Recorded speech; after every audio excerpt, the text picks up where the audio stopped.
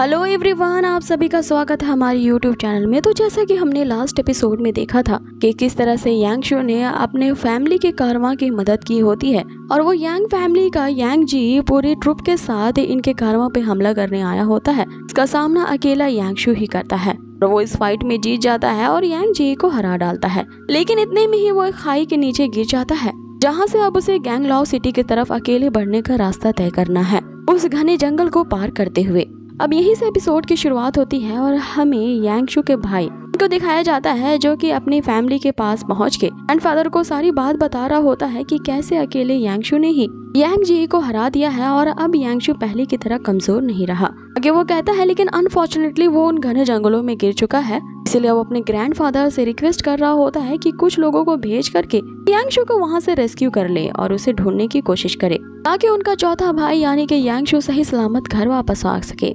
अब आगे जो ग्रैंडफादर है वो एक इलाइट ट्रूप को भेज देते हैं यांग शू की तलाश करने के लिए कि वे लोग उसे सही सलामत घर ला सकें। अब तभी यहाँ पे ये कहते हुए यांग शू अंदर आता है कि इसकी कोई जरूरत नहीं है और वहाँ पे सभी लोग यांग शू को सही सलामत देख करके दंग रह जाते हैं। उसने उस खौफनाक जंगल को इतने कम समय में ही अकेली कैसे पार कर लिया है। अब आगे उसके फैमिली वाले काफी सालों के बाद उसे देख रहे होते हैं और उसे जिंदा देख करके सभी काफी खुश होते हैं। अब आगे यांग शू अपने फादर के बारे में पूछता है कि वो कहाँ है, क्या उन्हें नहीं पता है कि मैं वापस आ चुका हूँ। अब ये बात सुन के ग्रैंडफादर भी निराश हो जाते हैं क्योंकि न जाने यांग शू के जो फादर है वो उसकी तलाश में कहाँ कहाँ फिर रहे हैं। तो यांग शू की तलाश में उन्हें अपने पुराने घर में देखा गया था और उन्होंने जब तक यांग शू को वो वापस नहीं ले आते हैं ऐसी कसम खाई थी। इसी कसम के लिए आज तक वो अपने घर नहीं लौटे हैं। अब आगे यांग शू भी उसी घर में जाता है जहाँ उसके फादर के साथ उसने कई अच्छी मेमोरीज बिताई थी। तभी वहाँ पे यूतिंग आ जाती है जो यांग शू को ये इन्फॉर्म करती है डेमन पैलेस के बहुत सारे जासूसों को उसने ढूंढ लिया है। जासूसों के जरिए ये पता लग चुका है जो फैमिली पे हमला करवाने वाले के पीछे का मास्टरमाइंड कौन था, जो कि उनके कारवां पे इस तरह से हमला करने के लिए इतने सारे रॉबर्स को उन्होंने भेजा था। और वो बंदा और को नहीं बल्कि यांग मैनतियान होता है। वैसे मैनतियान के बारे में यांग शू बताता है कि वो उस यांग फैमिली के हेड का दूसरे नंबर का बेटा है। अब आगे यूतिंग बताती है कि इस सिटी में एक बहुत बड़ी लार्ज स्केल वाली ऑक्शन रखी गई है और मुझे पूरा यकीन है कि उस ऑक्शन में वो यांग मैनतिन जरूर आएगा, कि वो चू फैमिली को सप्रेस करने के लिए वहाँ पे बोली जरूर लगाएगा।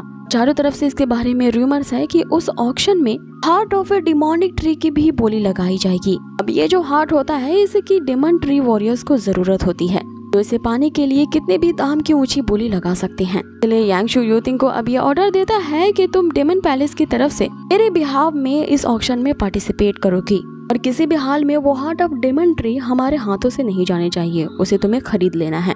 अब इसके लिए वो एक प्लान बनाता है कि वो ऑक्शन में अपने 6 लेवल का सोल आर्मर को भेजेगा।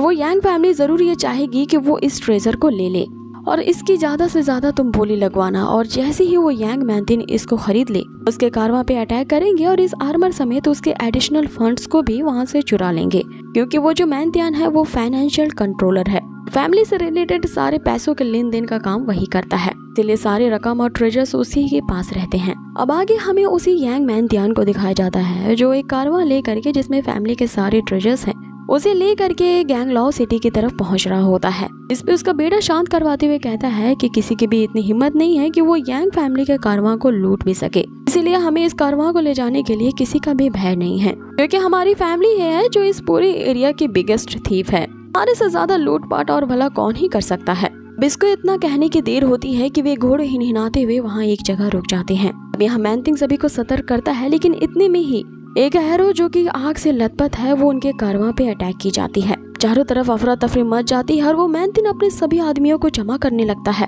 ताकि वो अपने उस ट्रेजर्स की रक्षा कर सके। लेकिन हम वहाँ देखते हैं कि बहुत सारे ग्रीन डेमन के साथ साथ वहाँ पे कई हाई लेवल्स के पेट्स भी आ जाते हैं जो इनके कारवां को चारों तरफ से घेर लेते हैं और वहाँ पे चारों तरफ कत्लेआम मच जाता है। उन ग्रीन डेवल्स को देख करके वो मैनतिंग का बेटा समझ जाता है कि ये रॉबरी करवाने वाला और कोई नहीं बल्कि ग्रीन पैलेस से ही कोई है। तो आखिर डेमन पैलेस उनके साथ ऐसा कैसे कर सकता है, क्योंकि यांग फैमिली के तो डेमन पैलेस के साथ काफी अच्छे संबंध है। अब आगे उनके सारे ट्रेजर समेत उनके आदमियों को भी आग लगा दिया जाता है, लेकिन मैनतियान और उसका बेटा इस आग से बचते हुए जंगल की तरफ भागते हैं। आगे वो ये कहते हुए कि वो डेमन पैलेस से इसकी चीज का एक्सप्लेनेशन लेके ही रहेगा कि आखिर उन्होंने ये क्या कर दिया है। लेकिन वहीं आगे उसका बेटा कहता है कि हम ऐसे यहाँ से भाग नहीं सकते। मेन डेमन पैलेस वालों को आज दिखा देंगे कि हमारी यांग फैमिली को इतनी आसानी से बुली नहीं किया जा सकता, कि वे दोनों अपने सोल पेट्स को एक्टिवेट करते हैं। अब यहाँ दोनों का ही सोल पेट एक रेड बीस्ट होता है, जो कि आते ही उन ग्रीन डेमन से फाइट करने लगते हैं। आगे वे जो खून के प्यासे बीस्ट होते हैं उन ग्रीन डेमन्स को मार डालते हैं और वो उन आदमियों को भी नोच खाने लगते हैं जो कि उनके कारवां पे फायर से अटैक कर रहे होते हैं। यहाँ वो मैंथियान का जो बेटा होता है वो चिल्लाते हुए कहता है कि यहाँ इस पूरे कॉन्टिनेंट में सभी लोग डेमन पैलेस से डरते हैं, लेकिन आज के बाद से ये सभी समझ जाएंगे कि यांग फैमिली भी किसी से कम नहीं है। कि इसी फाइट के दौरान हम एक मास्क मैन को दूर से ये नजारा देखते हुए देख पाते हैं।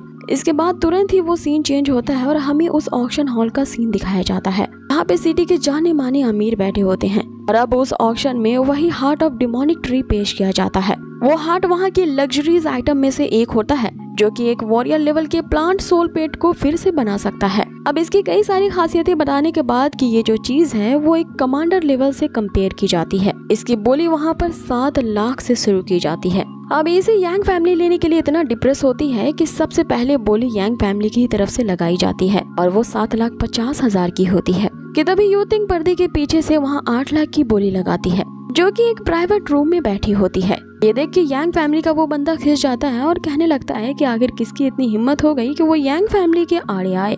हमने इतने लंबे टाइम तक जिस चीज पे नजर गड़ाई है उसे खरीदने के बारे में भी सोचे। वो बंदा लाओ बिन होता है, जिससे उसके ग्रैंडफादर उसे शांत रहने को कहते हैं और उसे कहते हैं कि तुम्हें इतना उतावला होने की जरूरत नहीं है, कि हो सकता है कि कोई नया गेस्ट आया होगा जो कि मिस्टीरियस आइडेंटिटी रखता है। बहुत सालों से ही इस सिटी के जो 4 मेजर फैमिलीज हैं अपने खास मेंबर को इसी तरह के सिंगल रूम्स अपॉइंट करवाते हैं ताकि वो बिना अपनी आइडेंटिटी को रिवील करते हुए ऑक्शन में भाग ले सकें। इस पे वो लॉबिन उससे कहता है कि इससे कोई मतलब नहीं है कि वो कितनी ऊंची फैमिली से है। जो पर्दे के पीछे छुपी हुई है वो जानबूझकर यहाँ यांग फैमिली के लिए प्राइस को ऊंचा करने के लिए आई है।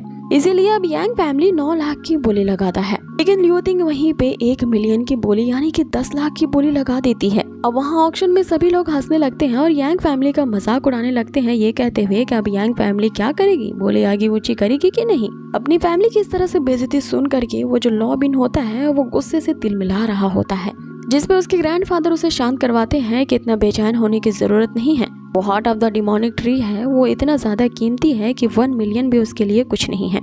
लेकिन इतने में हम देखते हैं कि वो जो हार्ट ऑफ डिमोनिक ट्री होता है वो 1 बिलियन में बिक चुका होता है। यांग फैमिली यहाँ पे हाथ मलते रह जाते हैं। आगे जो ग्रैंडफादर होता है वो इस बेइज्जती को दिल पे ले लेता है और ये तय कर लेता है कि वो जो लड़की है जो पर्दे के पीछे छुप के यहाँ बोली लगा रही है उसके बारे में जांच पड़ताल करेंगे कि आखिर ये है कौन, और किसी को भेज करके उसकी इन्वेस्टिगेशन करवाएंगे। आगे वो लोबिन से उसके अंकल के बारे में पूछ रहे होते हैं कि पता नहीं कि यांग मार्टिन अब तक कहाँ रह गया है। अपनी टीम के साथ उसे 1 घंटे में गैंगलॉन्ग सिटी पहुंचना था और वो अभी तक आया नहीं है। अब आगे हमें उसी मैंथियान के ही कारवां को दिखाया जाता है जहाँ पे कई सारे लोग मरे पड़े थे और उनके सारे काट जल चुके होते हैं। वो मास्क मैन अभी भी छुप के ये नजारा देख रहा होता है और अब आगे उस बैटल फील्ड में सिर्फ दोनों बाप बेटे ही बचे रह जाते हैं। इन्हें डेमन पैलेस के वो जो बंदे होते हैं और उनके साथ जो ग्रीन डेविल्स होते हैं उन्हें चारों तरफ से घेर लेते हैं, जिसपे मैंथियान का बेटा उनसे कहने लगता है कि डेमन पैलेस की तो शर्म की बात है कि इतना बड़ा नाम होकर के वे लोग छुप के हम पे अटैक किया है उन्होंने।